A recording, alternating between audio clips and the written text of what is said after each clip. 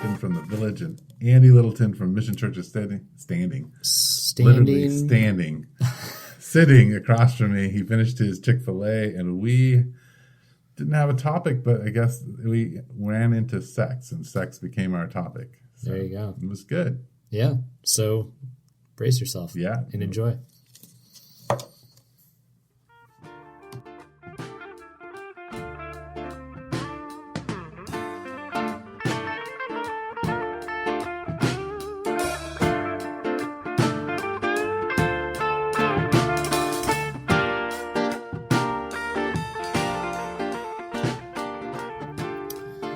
This is Faith Over Breakfast. Eric Siepen of the Village Church, Andy Littleton of Mission Church in a soundproof tunnel. Yes. Maybe. We'll see how this sounds. Yeah, it may sound good. It may not. Our studio is not done yet because of me, basically, I think. I don't know whose responsibility this is. Who's supposed to... I don't know. I think the studio will happen when the studio happens, right? That was very deep. Yeah, it's deep, existential. Do you think that the will of God is involved in that at all? Yes. Wow.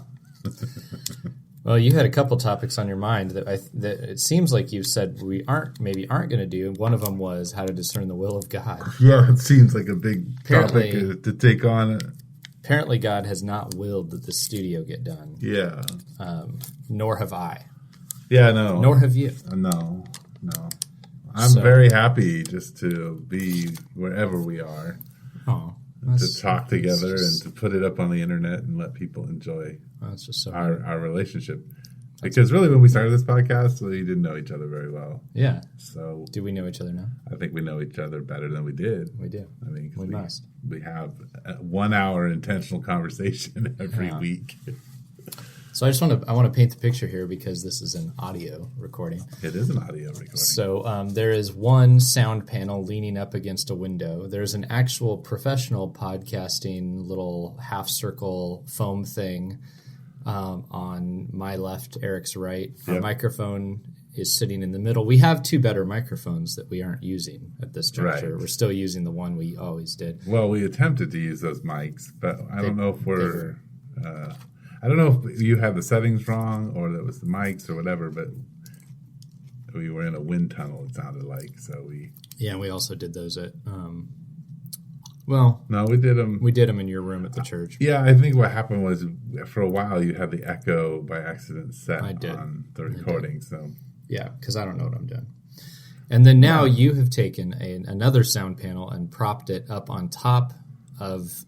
the two items I described earlier. It's creating kind of a slanted roof situation where I can't see the top of your head. And I can't see the top of yours either. It's pretty cool. And so, and I'm eating, in true Faith Over Breakfast form, fast food. Yes, you are. Not only fast food, but what Eric's, when I walked in, what'd you say? The big Christian chicken in the sky. Yeah, which I wish there was a big Christian chicken in the sky. This was just Chick-fil-A. Yeah, Chick-fil-A. Which I was just having a discussion with our intern at the church about how I don't like all the it's the my pleasure stuff. Just I don't believe them. That it was their pleasure to serve you. It doesn't always feel like they're full of pleasure at that moment, but the chicken's good. Yeah, most of the time the chicken's good. I feel like they've done a couple things that I dislike. Which moved me away from them. And they didn't make one thing at all of the restaurants that makes me upset. Number one, it's the little chicken nuggets. You could get them spicy in Texas. They have spicy, at least chicken tenders now. Oh, they've upgraded to chicken tenders. Okay. Maybe nuggets too. I don't know. No. I don't care about the spicy, so I haven't really been paying attention. For the longest time. They also got rid of their mini chicken biscuit. Those were good. Yeah. Those were really good. With honey. Yeah. So anyway, and sometimes they slather too much butter on their biscuits, and that makes me sick to my stomach. So that doesn't bother me. Anyway, I haven't been there in a long time. So that's the scene. Chick-fil-A for me, nothing for you. Yeah, because I was out already. I had breakfast with a little young 10-year-old. So. Traitor. I am a traitor. And we're in this weird contraption of a thing that may or may not make any difference in the sound. We'll see. Yeah, we'll see. Anyway, you threw out the will of God. You threw out the Old Testament. But you threw out the more juicy topic. Juicy. Let's put it out there. Yeah, apparently later today on the radio, there will be a lady who's written a book on the sexual purity movement in the evangelical church and how it led her to, she says, leave the church and struggle in her sex life. Yes. So, I believe it. Okay. Why? Why do you believe that? Why don't you disbelieve that? Why do I? I mean, I suspect that there are a lot more reasons that she left the church than the sexual purity movement. That was the only one. She puts there, she's going to put out there. But I think since I grew up in the sexual purity movement in the church, my experience of it is the suppression of sexuality and the conversation about sexuality is destructive, because what happens is that men are it's almost like the ancient, you have to like beat yourself to get rid of your thoughts. I mean, we can go all the way back to Origen, who would throw himself in bushes whenever he had sexual thoughts to try to I never tried that. Yeah, that might work. Mm-hmm. Depends on the bush. In Arizona, that could be very effective. That could finish it off right there. Mm-hmm. Just to do a jumping cactus, just jump full on. Yeah. You'll know that. Not only are you not having sexual thoughts, you're now impotent. The other one is that a lot of blame was put on young women. Mm-hmm. And there's a lot of taboo. Well, a lot of blame put on women in the sense that you are the reason that men stumble, and you are the reason that young boys go down a bad road. The way you dress, the way you carry yourself, so a lot of responsibility put on young women at an early age. And then they're not allowed in any form, in a healthy way, to talk about their sexuality, explore it, in the sense of having someone like their mother or older woman ahead of them, helping them along the road to know what pleasure is, how to receive pleasure, how to enjoy, know what it's like to be enjoyed in healthy ways. All that kind of stuff is not promoted. So you end up with... I think people were scared to talk about that. Yes. Because then people would go out and masturbate and have sex, right? Like if they heard about pleasure, they'd be like, I got to have it right now. Right. Well, with the first kid I see. Yeah. Except that, at least, in my youth group, they were already all doing that. But Your youth group, they were all doing that? All is a big word. But yes, people were doing it. Well, what church was that? Was talking about don't it. say what church that was. I'm not going to say what church it was. And in my youth group, I think there were a couple people that were pushing those boundaries a little bit further. Eric's breaking the cardinal pastoral rule of, that was probably really important. It was really important. Okay. Sorry. No, I'm just kidding. Cardinal pastoral rule is you don't look at your phone. Don't text somebody, while their congregants crying out in anguish. And I would never do that. But my buddy Andy, he's talking, fine. I don't think it was like my whole youth group was having sex, but clearly some people were exploring more than others. And I remember going to a friend's youth group, and it was rumored that during one of the overnighters, two of the kids had gone under the stage, under the pulpit, if you will, and had done the deed. Now, did they? I don't know. But for course, being a pastor, and part of our job as pastors, like you and I, you're much younger than I, but some of the people that are in our churches are people who grew up in the church, became disillusioned, like this young lady, and then came back to the church. Mm-hmm. And the more and more I listen to the stories, there's a heck of a lot more going on in those youth groups and in their lives than anybody was talking about. Of course. And so... Now, if you were to define the sexual purity movement that this lady's bringing up, how would you define it? Well, the one that I am imagining is probably a little bit more on the conservative end, but starts with the whole promise ring and the father-daughter kind of thing, right? That like a weird relationship with your father kind of thing, I always thought, but maybe not. I don't know. But then, I always thought there was something could be something sweet to that. I knew very few people who did it. But what is the weirdness of it that you're identifying? Well,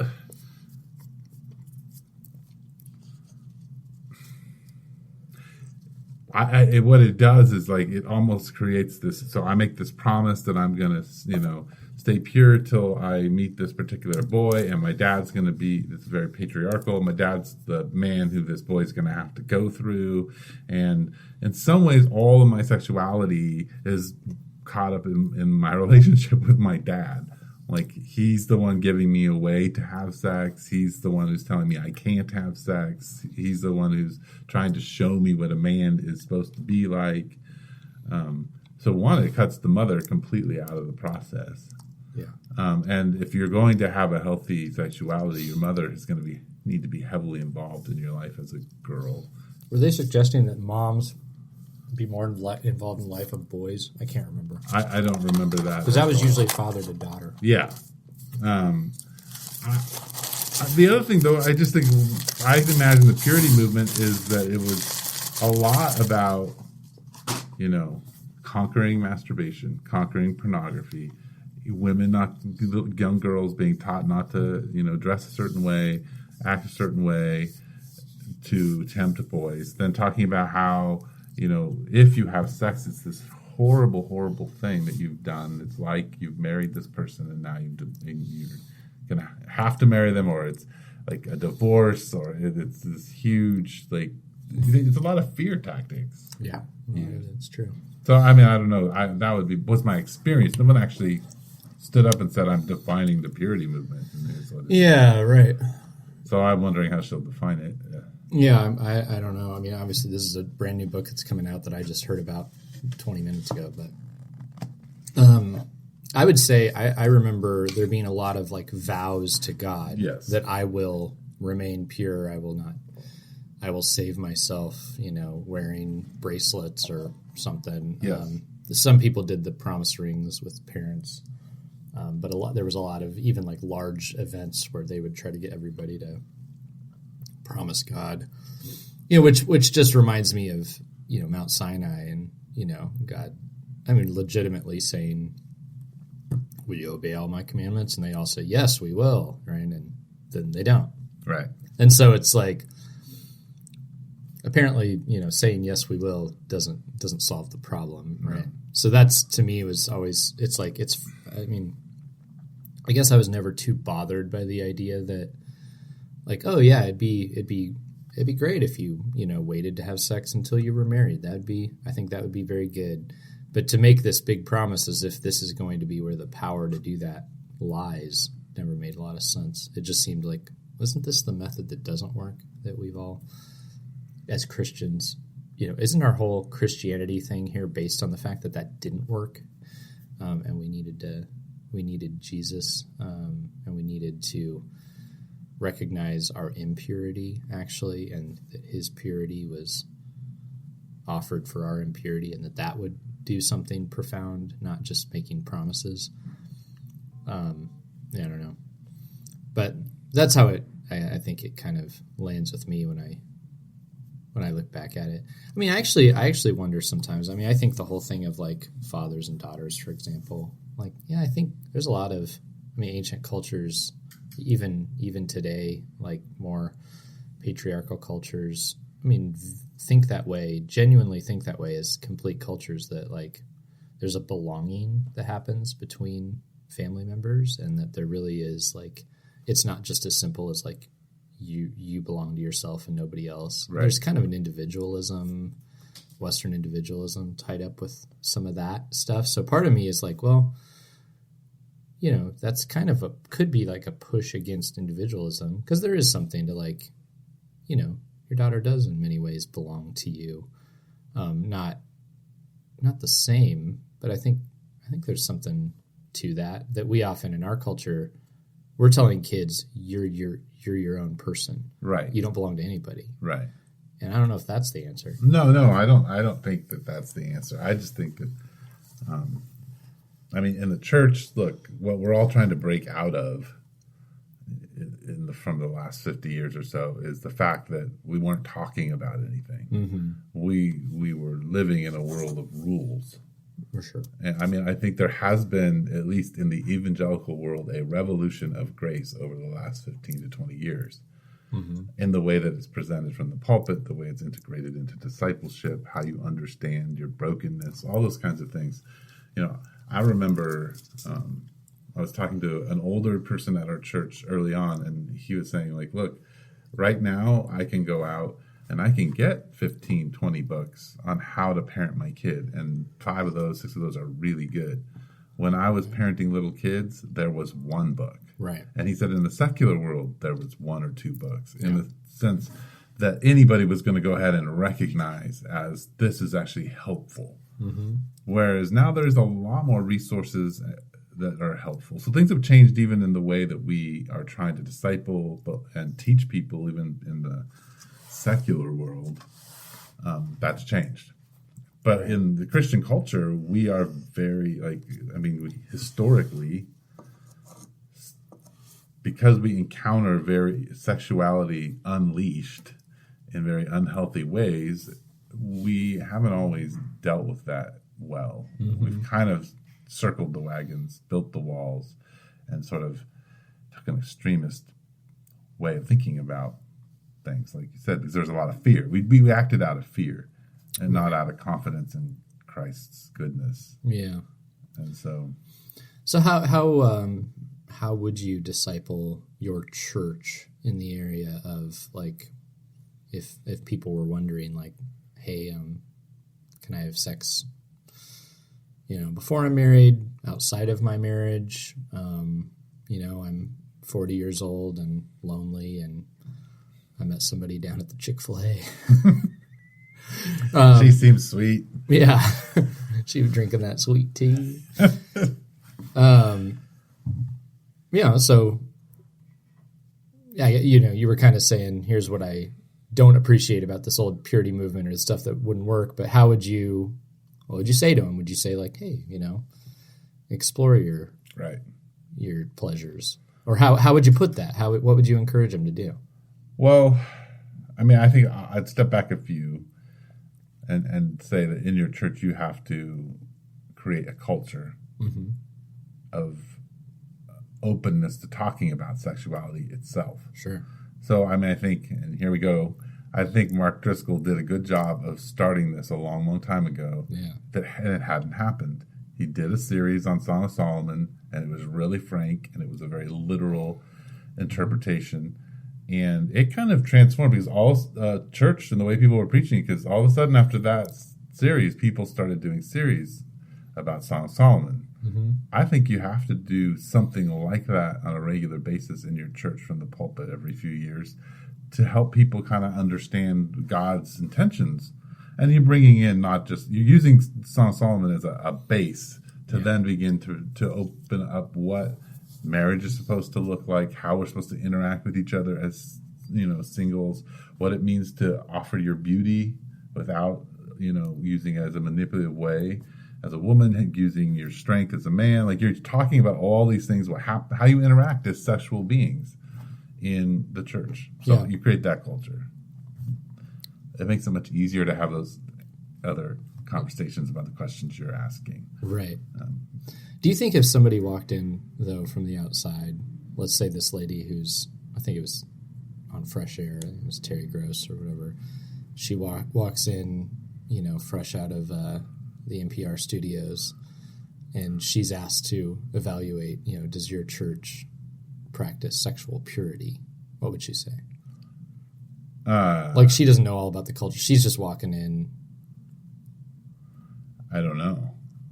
How would you even know that? Well, say she starts interviewing everybody, and they say, well, we've set a culture here where we talk about all these things, I guess what I'm getting at is I'm like, man, I mean, it seems like you're talking about a holistic, but it's still. Would she push back on it? Yeah, and I would say, like, in my mind, hearing this, I'm like, yeah, you still have like a sexual purity ethic. You just work it out much more holistically and in community. Well, and the question I would have to ask her is, what is, everybody has a definition of sexual purity. Even she does, right? Of course. Because boundaries have to be placed at some point to define anything. Yeah. Well, and I think our culture is going way more, in a weird way, sexual purity laws than ever before, interestingly. That's not just the church. Like what? Oh, like you can't, Garrison Keillor, ran his hand up, somebody's bare back a bit, and that was not okay. I mean, that's a sexual purity. That's a sexual purity law. Decision. It is. Yeah. Uh-huh. And I'm not saying he should have, but I'm saying culturally, we're very sensitive to that. We've just drawn the lines in certain places. We've said if the person asked for that, then that's fine. But if they didn't, right. So it's God isn't determining; it's the individual being approached. Well, they're the God. They're the God, and they have the laws and the rules in which you must function under. Yeah, or their wrath will come down on you. Yeah, if you violate them, and it does. Yeah, right. I mean, we could get real current eventy here and talk about the Justice Kavanaugh deal. Yep. You're aware of this. I mean, here's a 17-year-old who may or may not have had a sexually impure moment, right? Right. Yeah, and so I think culturally, like if that guy, we have sexual, if he was sexually impure at age 17, then you can't lead in this nation. Right, you've been disqualified. Yeah. So we got to find a person who's never transgressed this in this area. Right.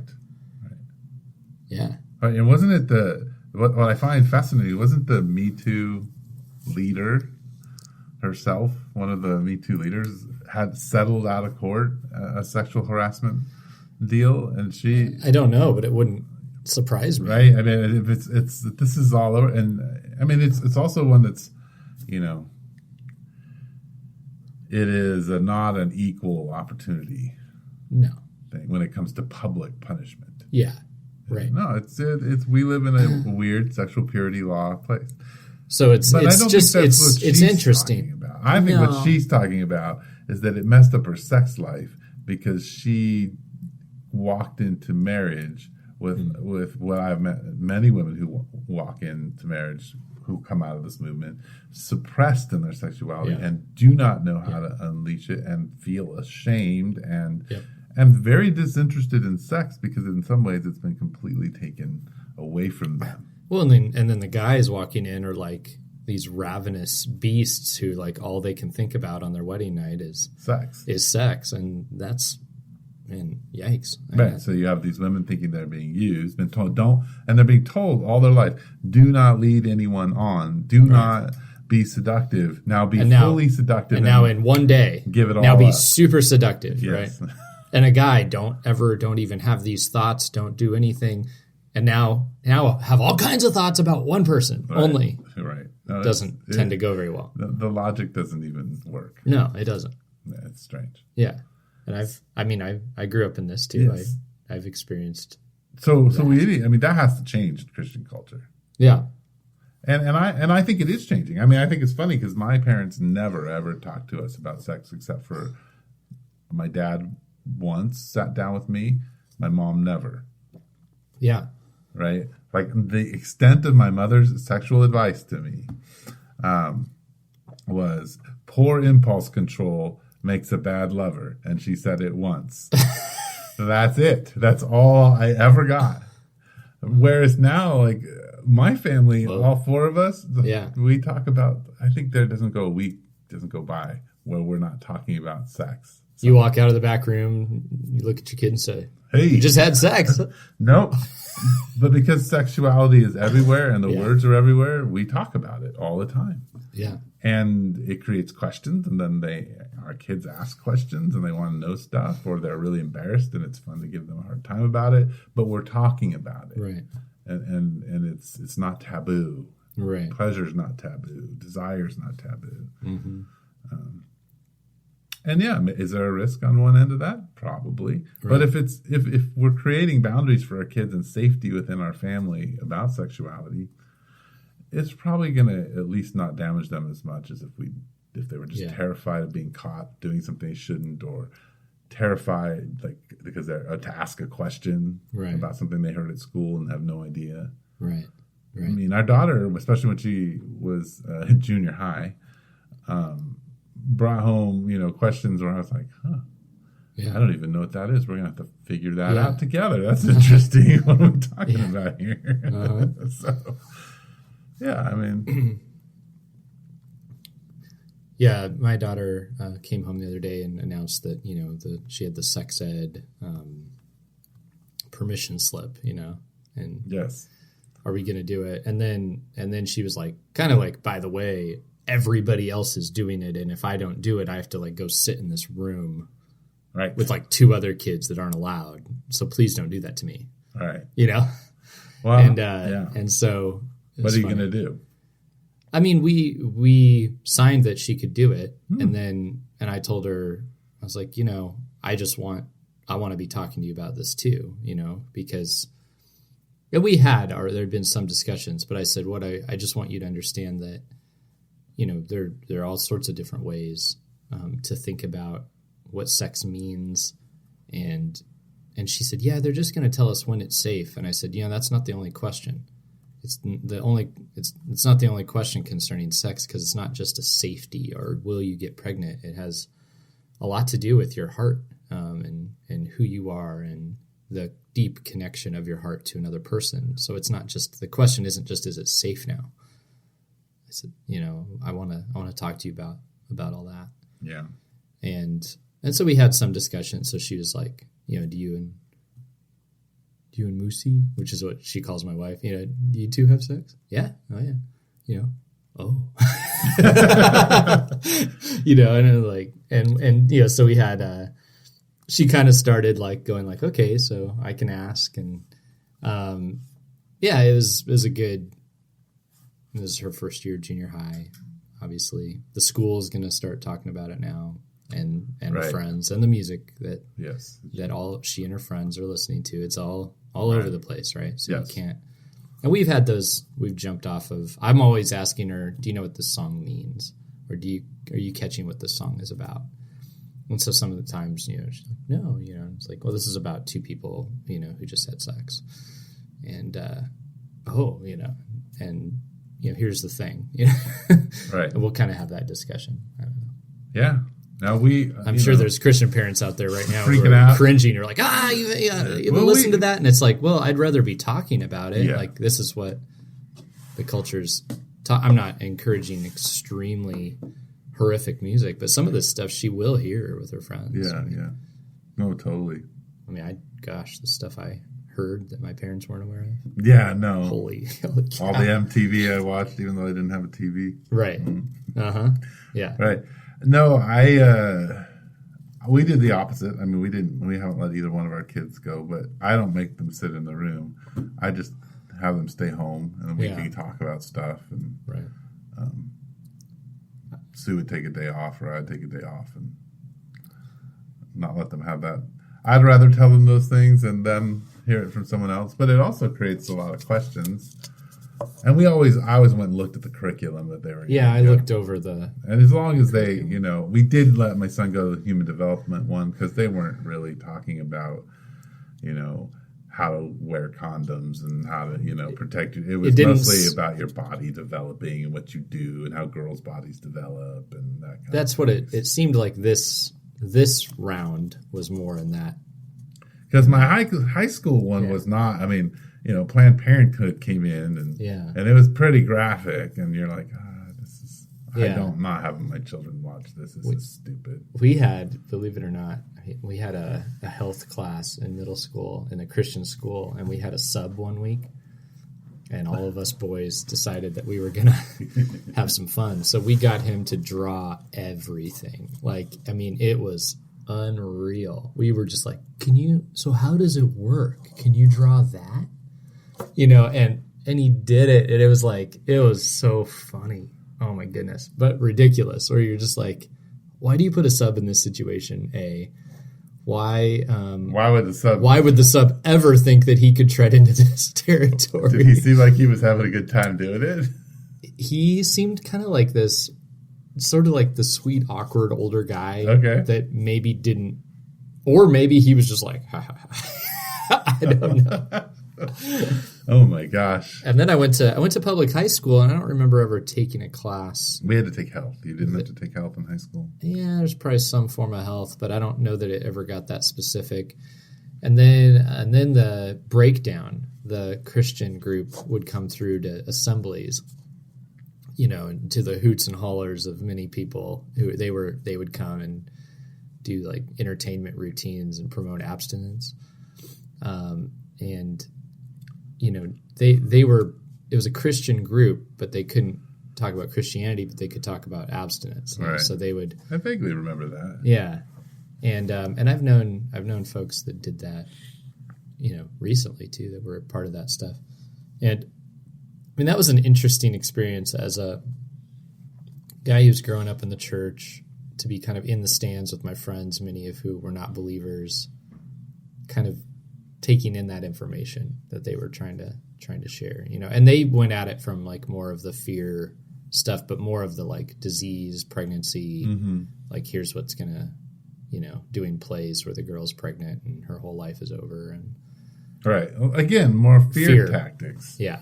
So I mean, what you're saying about understanding your sexuality and feeling comfortable in that, and having like really talked that through. Yeah, I never did see any of that. Never experienced any of that.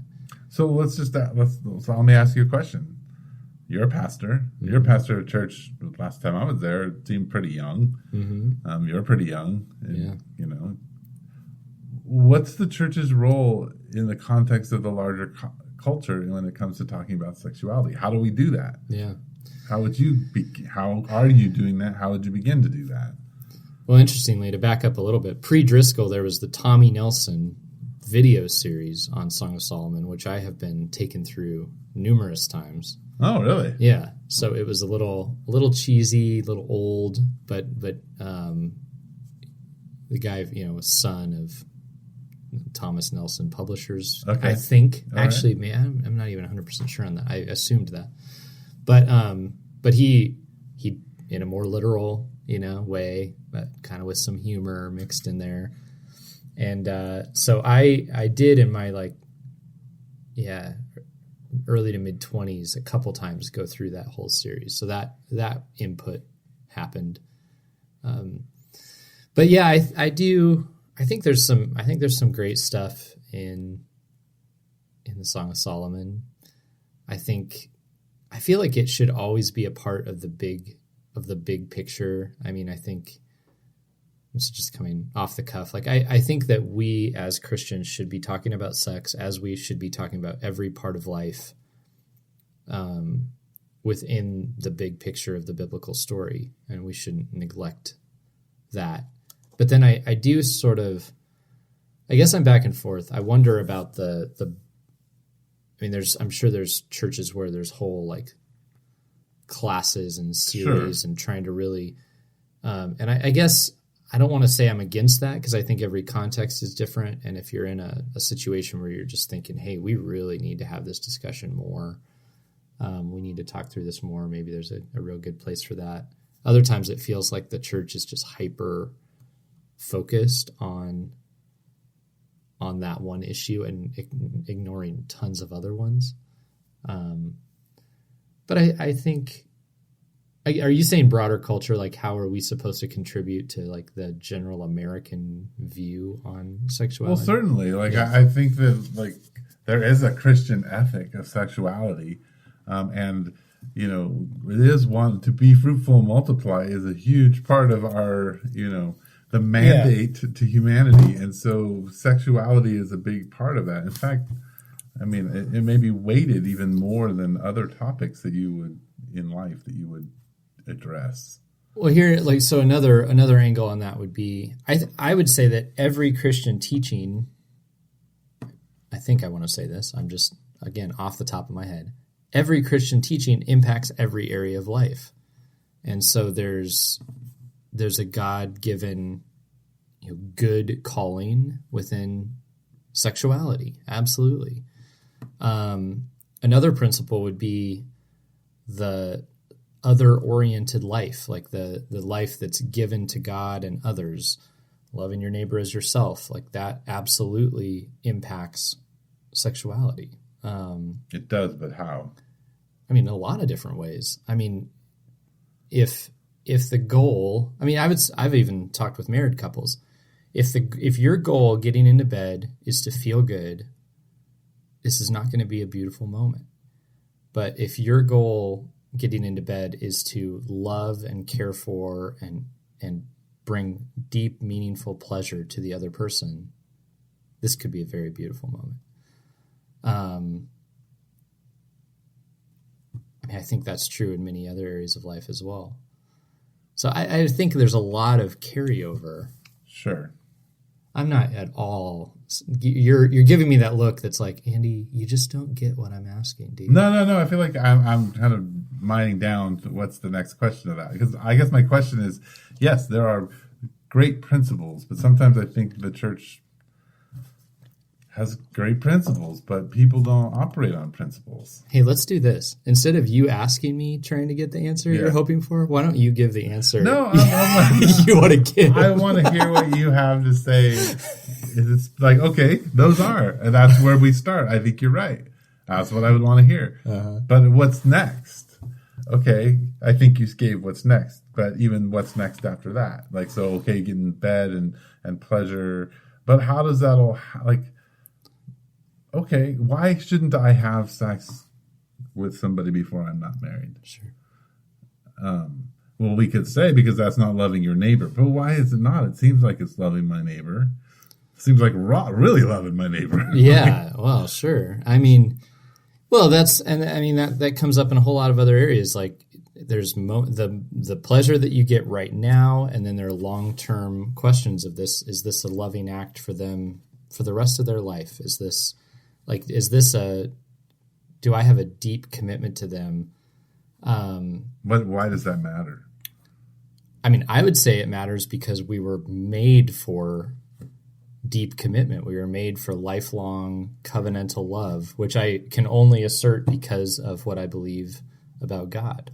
Right. And outside of that, there's really not much to say, because if somebody goes like, there's no God, then, so I get that. This is where it's hard for me with the culture.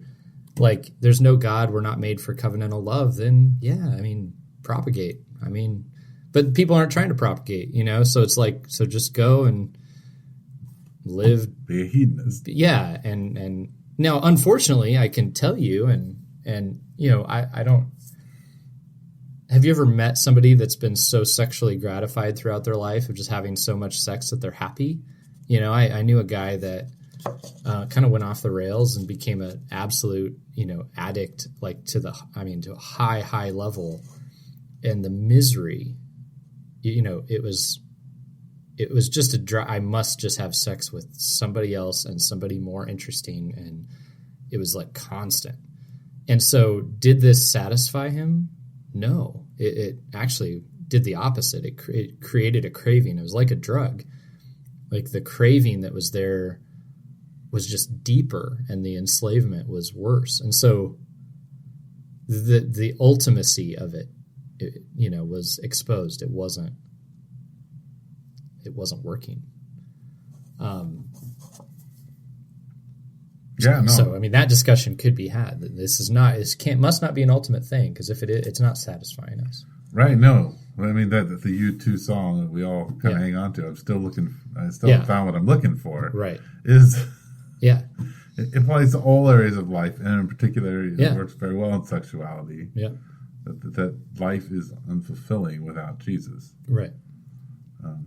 And so that's the discussion I suppose I'd have with somebody, outside of like the Christian faith at the moment or whatever, is I'd say, look, we can see, you can look around. I mean, look at the people who've given their life over to sex. Who's the philosopher I read about a while back, who his big thing was sex with, he lived out his philosophy and died a miserable death. And, any number one of them. Yeah. But yeah, it doesn't satisfy. So sex, if it's a good thing, it must be pointing to an ultimate thing. And then if we found that ultimate thing, then sex could have its place. Right. And be beautiful within that context. But if it's made an ultimate thing, it kind of gets destroyed, right? And it doesn't come through. Right. I think just to tag on to that, like the church itself, and I was just thinking about this while you were talking, is a place where I think the message to our communities is it's actually a safe place to let sexuality in a healthy way flourish. Protect, nurture it, care for it. Don't let it fall out of boundaries, but don't stifle it and say we can't talk about it other than out of a context of fear and shame. Right. No, we need to talk about it out of grace, joy, and actually purity. Yeah. In a healthy way versus in a restrictive, oppressive. Well, and I think when you think of purity in the case, like you're thinking about another person, like if you're just trying to maintain your own purity and be pure enough for God or pure enough for your parents or pure enough for your church, that spoils purity because it just makes it. Well, the for is a good word that we should for God, for other people. Yeah. Right. But it's, it makes it a thing that's just about, it's transactional. It's like if I keep myself pure, then my parents will love me and my church will love me and maybe God will love me. And if I don't, then it's all in jeopardy.